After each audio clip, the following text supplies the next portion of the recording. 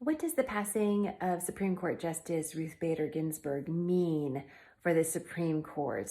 The conversation is quickly moving in that direction as we got news this evening of the death of Justice Ginsburg. And while we take in the historic nature of her life, something we're going to be looking at Smarter News, I wanted to explain really briefly why there is just so much conversation about what this means for the Supreme Court and why it matters so much now, just a few weeks before an election. So this isn't necessarily high tech, but I have a plan in place. We do have Legos in the background, kind of a mess over here.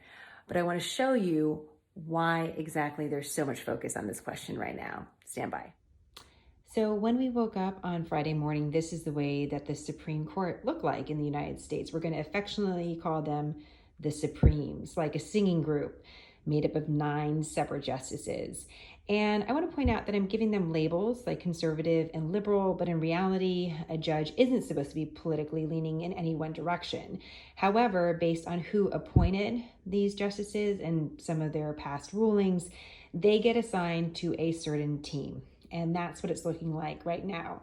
So you can see here you have Justice Kavanaugh, Gorsuch, Thomas, and Alito.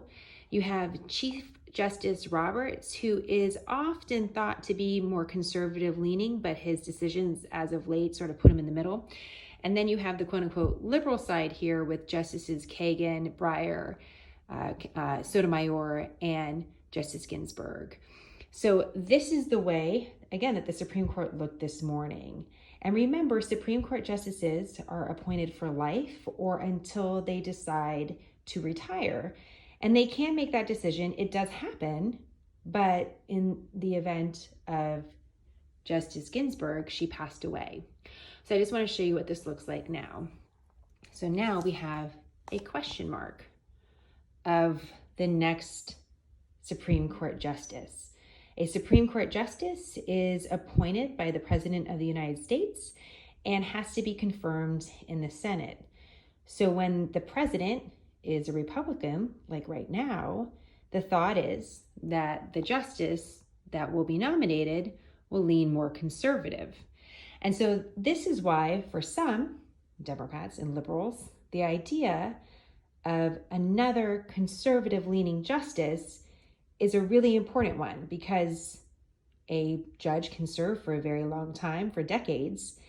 And based on how you can see the balance of the court right now, it would tilt the court into a more conservative direction and leave 3 liberal justices on the court and potentially a solid 5 justices that will leave conservative. And that means this conservative block of justices could potentially tip the courts in many decisions in a more conservative way. So could we actually have a new Supreme Court justice before the election? That's a big question. Here's a couple things you should know. The president nominates a Supreme Court justice and the Senate confirms. You only need a simple majority in the Senate to confirm the nomination, but it's not so easy. The president nominates a new Supreme Court justice that goes to the Senate Judiciary Committee. There's a hearing that takes place before the vote.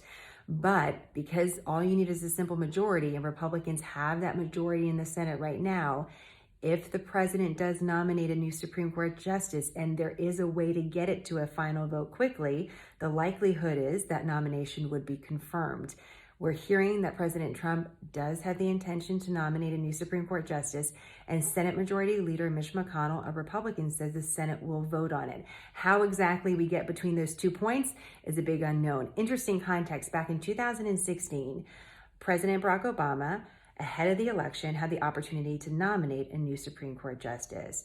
But Senate Majority Leader did not allow a vote, and that Supreme Court justice was not confirmed.